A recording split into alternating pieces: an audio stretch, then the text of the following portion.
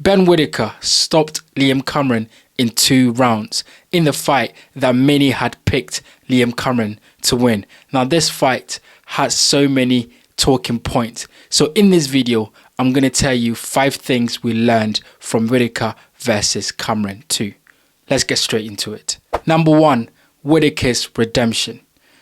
I was surprised. I did not expect Ben Whittaker to put up such an amazing performance, such a dominant performance. Ben Whittaker, in my opinion, has redeemed himself, especially how the first fight went, where Ben Whittaker had quit. And a lot of people in boxing were calling Ben Whittaker Ben Quittiker. So to see Ben Whittaker come to the second fight with that much preparation and to put up that performance was incredible. And I think he's definitely redeemed himself. It was a very dominant performance. In the first round, Ben Whittaker, he stuck with his jab. He was circling around the ring very well. He knew that Liam Cameron was going to come with a high guard. So the best option was to stick with the jab and then work off the jab. And that's exactly what he did. His game plan was spot on. And you could see that Ben Whittaker was really serious, really focused, and he got the job done. So, that is definitely something that is going to stand Ben Whittaker in good stead going forward in his career, to be able to come back from such an adversity and to win. So look, that's redemption for Ben Whittaker right there, and he definitely, deserves that. Number 2, levels above. Yes, I think when it comes to skill wise, Ben Whittaker is levels above Liam Cameron. Now, Liam Cameron is the much experienced fighter. However, Ben Whittaker is an Olympian, fundamentally very sound. His jab is really good. He's a good boxer. Ben Whittaker is a very good boxer. So what this fight showed us is that Ben Whittaker, skills-wise, is definitely some levels above Liam Cameron, because as you guys saw, the movement in the first round was really good. The ring generalship was very good. The ability to keep Liam Cameron, guessing and, keep working off the jab was really good. So in terms of level wise, it just showed that Ben Whittaker has a much higher ceiling than Liam Cameron in this fight. Now, what happened in the first fight can always happen in a fight, especially when a fighter is trying to find their feet, and therefore it can be exploited by an experienced fighter like Liam Cameron.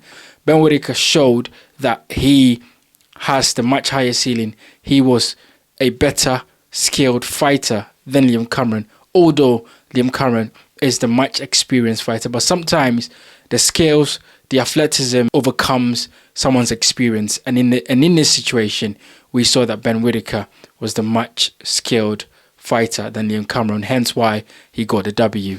Number 3, pressure was too much for Liam Cameron. As the first bell went, I saw that Liam Cameron didn't have the same sort of energy about him like he did in the first fight. And I think this is all boils down to pressure, because for once in his life, everybody was looking at Liam Cameron to overcome Ben Whittaker because of what had happened in the first fight. A lot of people were picking Liam Cameron to win this fight easy. I'd spoken to so many people who were saying Liam Cameron was going to get rid of Ben Whittaker very easily. Liam Cameron was going to knock Ben Whittaker out. So for once, Liam Cameron was feeling the pressure. And I think when the bell rang, you could see in the way Liam Cameron was performing that he was under pressure, that he knew that everyone was expecting him to win. And he has that pressure on his shoulder. And I think that weighed him down because he couldn't get away from that jab in the first round. Ben Whittaker was sneaking in with some really hard right hands because Liam Cameron had a high guard. So he was going around the high guard with the right hand, and Liam Cameron was not able to, answer back from what Ben Whittaker was doing. And it just felt like the pressure seemed too much for Liam Cameron in that fight.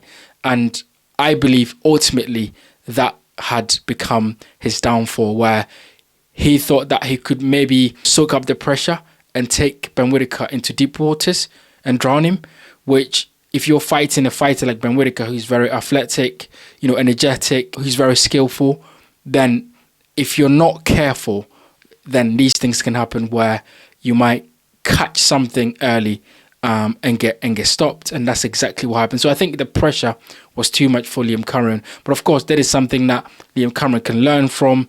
He's earned a lot of money from this fight. He can go on to do other things in his life, but I think having that pressure on himself to perform and perform well is ultimately what he could not overcome in this fight. Number 4, stoppage controversy. Now, this is the main talking point of this fight, and there is 2 school of thought here. The first school of thought is that it was an early stoppage. The referee stopped that fight way too early. And then the second school of thought is that it was fine. The referee knew what he was doing.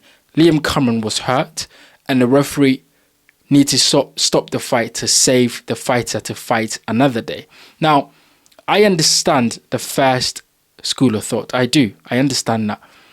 But I'm more inclined to agree with the second school of thought because, guys, we've seen so many fatalities in boxing. We've seen fighters recently who have lost their lives in the ring. So there's no point for a fighter to keep taking punishment because we can all be honest and go, Liam Cameron was really hurt in that fight. When Whittaker slipped on the outside and landed that big right hand on the chin, he stumbled backwards. Whittaker then followed up with a few punches, which one of them caught Liam Cameron on the temple, which he sunk into the ring. And that's when the referee called it. When Ben Whittaker landed that first shot, from when the referee called the fight off, Liam Cameron did not answer with any shot. And so at that point, I feel like the referee had the discretion to call that fight off. Now, why would Liam Cameron be allowed to take any more shots? Because we know what can happen in a fight. One more shot and a lot of things can happen that we don't want to see. This is boxing. It's very dangerous. Liam Cameron was not responding. And I feel like, in my opinion, the referee probably did the best thing. He probably did Liam Cameron a favor. If something had happened in this fight, like really and truly, we would be sitting here talking about the fact that the referee should have stopped the fight early. If Ben Whittaker had landed a shot that had caused Liam Cameron a lot more damage, we will be sitting here talking about how the referee didn't stop the fight and he should have stopped the fight early. So it is what it is. Ben Whittaker became the better fighter on the night. Liam Cameron goes home to his family in good health, and that's what we want to see in boxing. And then number 5, Ben Whittaker's stoppage antics.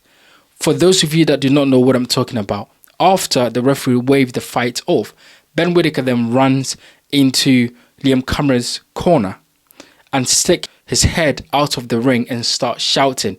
And it looked like he had spat on one of Liam Cameron's team, which was absolutely disgraceful. Look, I understand it, right? If you follow this channel for a while, you know that I am very impartial. I am boxing first before a particular fighter. So I will give a fighter their due respect or their due praise, and then I will give a fighter their due criticism. No fighter, in my opinion, is above criticism, and no fighter is above praise. Every fighter will get praise from me if they do the right thing, and every fighter will get criticism from me if they do the wrong thing. In this situation, Ben Whittaker was wrong. I know that he had a lot of pressure. I know that a lot of people were calling him names, but the last thing you want to do is, after winning a fight in this fashion where you've performed, you've done probably the best performance in your career, to go and stick your head out of the ring and basically disrespect your opponent's corner. That's the last thing you want to do. And that's what Ben Whittaker did in this situation. So I think it was a bad thing to do. After the fight, I saw some handshakes. Ben Whittaker did apologize to Liam Cameron's team, but it wasn't right. It was unsportsmanlike. This is not what we want to see in a boxing ring. And Ben Whittaker, he needs to learn from this. He needs to grow thicker skin. This is boxing. People are always going to have different opinions. People are always going to think he will lose because he's a polarizing fighter. He showboats. He does things that people don't really appreciate. So there's always going to be people that don't like the way he fights, and that is okay. But he needs to control his emotions, and he needs to give respect to his opponent's corner. Let me know what you think about this in the comment section below. This is the 5 things we learned from Whittaker versus Cameron 2. Do you have any point that you want to raise? Put it in the comment section and let me know, guys. If you enjoy this type of content, please hit the like button, subscribe, and leave your comments in the section below. I'll see you guys on the next one.